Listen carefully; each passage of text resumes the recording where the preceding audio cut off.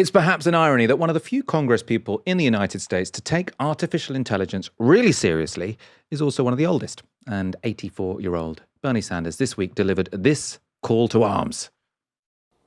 Who is aggressively pushing these technologies? Well, surprise, surprise. It happens to be the very wealthiest people on earth, people like Elon Musk, Jeff Bezos, Mark Zuckerberg, Peter Thiel, Bill Gates, and other multi-billionaires. So here is a very simple question I'd like you to think about. Do you believe that these guys, these multi-billionaires, are staying up nights worrying about what AI and robotics will do to the working families of our country and the world? If AI and robotics eliminate millions of jobs and create massive unemployment, how will people survive if they have no income? And I don't want to break the bad news to you, I know it won't shock you, but very few members of Congress are seriously thinking about this. Millions of kids in this country are becoming more and more isolated from real human relationships and are getting their emotional support from AI. Think for a moment about a future when human beings are not interacting with each other and are spending virtually all of their time with devices instead of people. We need all of our people involved in determining the future of AI, and not just a handful of multi-billionaires. That is why, for a start, I will be pushing for a moratorium on the construction of data centers that are powering this unregulated sprint to develop and deploy AI. So Bernie Sanders' message wasn't that we should sort of oppose artificial intelligence outright, but rather that we need to slow down its development so that democracy has a chance to catch up with this revolutionary technology. I think he's absolutely right. I think he put the case really well. I think sort of making this about children's mental health and our social lives as well as jobs is really, really important. That's a great way to sort of build a big coalition. There has been lots of pushback from some of the usual suspects. So David Sachs is a Silicon Valley venture capitalist and Trump's chief AI advisor, so no potential conflicts of interest there. He said this in response to Bernie. Bernie makes clear that the debate over AI is not about states' rights or affordability. He would block new data centers even if states want them and they generate their own power. It's about stopping progress completely so China wins the AI race. Thank you for your honesty, Senator. Now, the argument that the US couldn't possibly slow down because then China would win the AI race ignores the fact that the strongest racing dynamics, if you're worried about how fast this is all going, it's not because of US versus China, it's because of American companies versus American companies. So this is from Statista.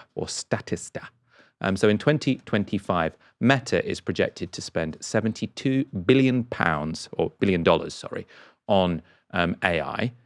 Which is mainly data centers. That's the capital expenditure. Alphabet will spend $93 billion. Microsoft will spend $88 billion. And Amazon will spend $120 billion. So that's so much money, right?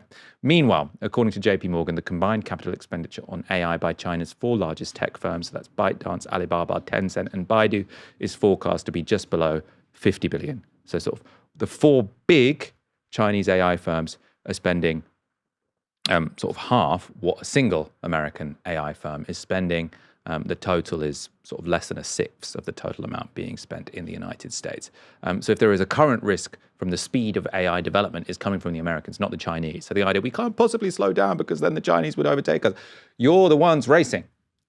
Elon Musk also took a break from spreading white supremacist talking points, often vague, to put forward a more idealistic take on Bernie's arguments. So we can read here, the future is going to be amazing with AI and robots enabling sustainable abundance for all. Earlier this year, Musk had expanded on what that would look like. So he said this, there will be universal high income, not merely basic income. Everyone will have the best medical care, food, home, transport, and everything else. Sustainable abundance. Now that, of course, sounds wonderful. Maybe we should be really grateful that the world's richest man, potentially one of the world's most powerful people, wants such a great future for us all. Although, should we believe him? Bernie Sanders filmed a direct response to Elon Musk. Hello, Elon Musk. This is Senator Bernie Sanders.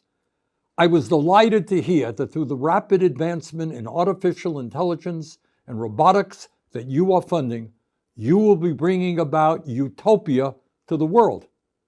You have told us that poverty will be wiped out, work will be optional, there will be universal high income, and that everyone will have the best medical care, food, home, transport, and everything else. That is wonderful news. I just have a couple of questions.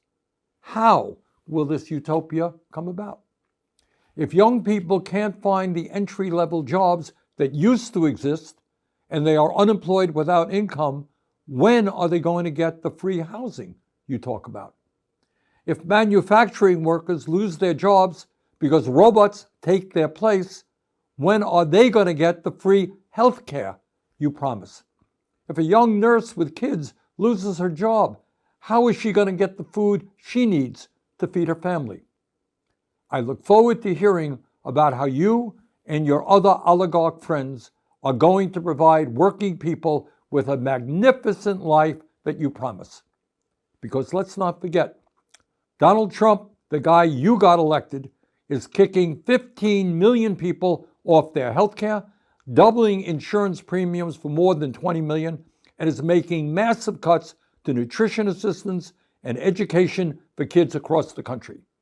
With that track record, I can't wait to hear how your plan to provide universal high income for every American is going to be implemented.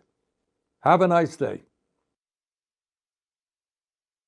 Have a nice day. I love Bernie Sanders. Kind of everything about him. Let's talk about those arguments being put forward by Bernie Sanders. He's saying a pause on data centers. Now, obviously, there is an argument that sort of, can you pause them in one country? But if you could pause them in one country, America would definitely be the place to start. And I think this is really important for getting this on the table and starting a big democratic debate, because it is the case that sort of polling on this, people don't like the big AI companies. They're not that happy about the idea of their kid getting therapy from ChatGPT or becoming best friends with ChatGPT.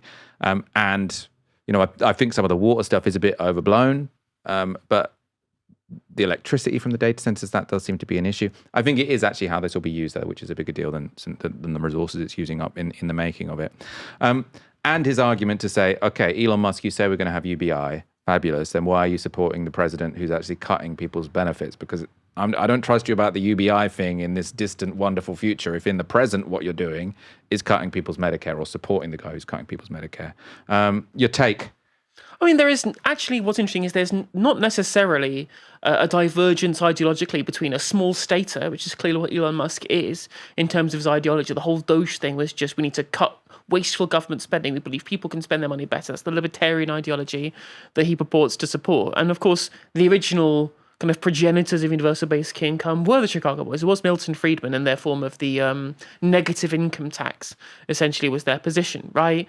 But I don't think in the world that the tech bro oligarchs have in their head, it's the government that's administering a universal basic income, or a universal high income, as Elon Musk calls it. I believe in this kind of Peter Thiel and Curtis Yarvin world of oligarchs that have subsumed the role of the state. They will be the ones who choose how to dole this out, right? I think that's what in their mind's eye they have, is that because obviously rich people have this really overinflated sense of their own importance and their own skill and their own benevolence. And their own benevolence also, true, absolutely. And that's why they get this kind of like these delusions of grandeur, that we can do anything that the state can do, and we can do it better because we're the special people, because we've proven that we are by how rich we are, because that's the single metric under capitalism that determines social worth. It's just how much money you've got, what's your net worth. And I think they'll say, well, we'll be able to ones to administer the universal high income, right? They'll be the ones doing it.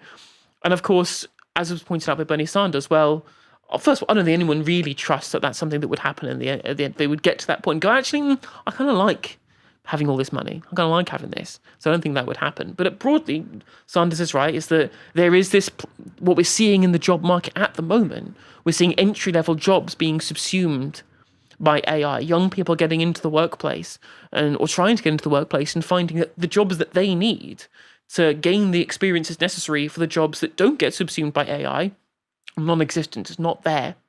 So that's going to be a real problem. And of course, it's not so much of a problem if you have a central state who's being able to prop this up, or indeed, if those workers own those AI companies that are giving those productivity gains collectively, and then they're reaping the dividends from the productivity gains through ownership, even if they're not doing it through labor. And so there is a world where we can use what AI can do, also what robotics can do, I guess, because there's manual stuff that has replaced a lot of manufacturing jobs already. People go, well, we've transferred a lot of manufacturing jobs to China and Vietnam, and that's true. But a lot of the high-tech manufacturing jobs, that's just been lost to automation anyway. And that's going to be a continual problem that all states are going to face. So some form of remuneration through universal basic income, more public ownership and more worker ownership and kind of civilian ownership of where these kind of high productivity new sectors are going to come from, at least the ones that subsume existing productivity, is the only way that you can guarantee that remuneration ever happens. Because if all you're relying on is the benevolence of Elon Musk and of Peter Thiel, well, Peter Thiel's the guy who runs Palantir, and Elon Musk is the one who went, actually, I would rather that, I think that the figures from the Lancet said that tens of millions might die in the global south until 2030 due to his Doge cuts. I'm like, maybe that's a guy I wouldn't trust to look after the necessary payments to everybody to be able to live. If you want to make an argument for kind of benevolent, paternalistic overlords, Elon Musk is not that. Literally the very, very, very last person. Who's the one guy you want to give absolute power to? Oh yeah, Elon Musk, he seems sort of stable and kind and nice. Yeah, the guy who apparently, according to Susan Wiles, is continually in a K-hole. Nah, I'm not about that. Don't give that guy all the power.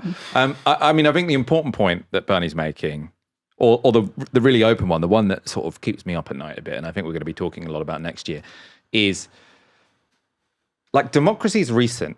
Sort of a democracy where you have universal suffrage, where sort of everyone has some input into politics, and there's sort of some liberal norms. That hasn't lasted very long, and a huge part of it was that the ruling class required the labor of the ordinary people, and they all lived in cities, so it wasn't you couldn't sort of separate them all because it's in the countryside and they don't have free labor, etc.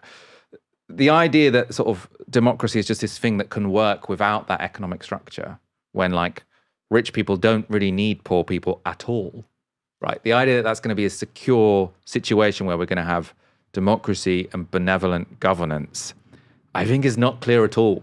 And so Bernie's saying, if you remove all these jobs, as you say you will, then what that's going to mean is that workers don't have any power.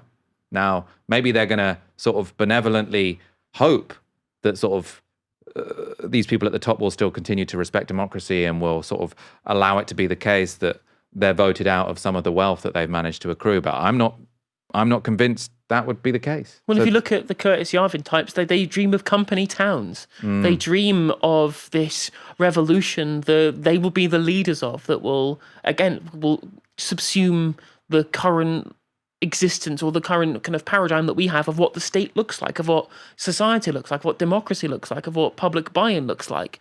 And it doesn't involve democratic consent as far as I can see. And all the people who say, in the future we're going to have UBI and it's going to be brilliant and radical, in the present, when their money is actually on the line, are saying, actually cut the welfare.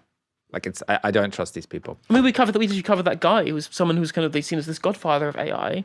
We covered it on this show, 3 or 4 months ago, and he literally said, "Well, the only answer is socialism. The only answer in a world in which so many of these jobs have gone, right? The capital labor dynamic that is inherent to capitalism. Once you get rid of one side of that class conflict and you only have capital, only capital owners suddenly matter. And that's what a UBI world with the oligarchs in charge looks like. Whereas if it's collective ownership, and at least you've got a powerful enough and robust enough state to be able to enforce that collective ownership, then at the very least, the capital in this world in which only capital matters because there is no labor, at the very least, the people who own that, the people who are part of that dynamic, have a shared mutual interest in not upending that system. Which, of course, as you mentioned, the oligarchs, they don't have that, and the only reason there's any control, there's any kind of mediator on their unlimited power is the state, and the fact that they require the labor power of the working class, right? And as soon as they don't need to bargain with those people who work, they have all of the power. They have all the power they need.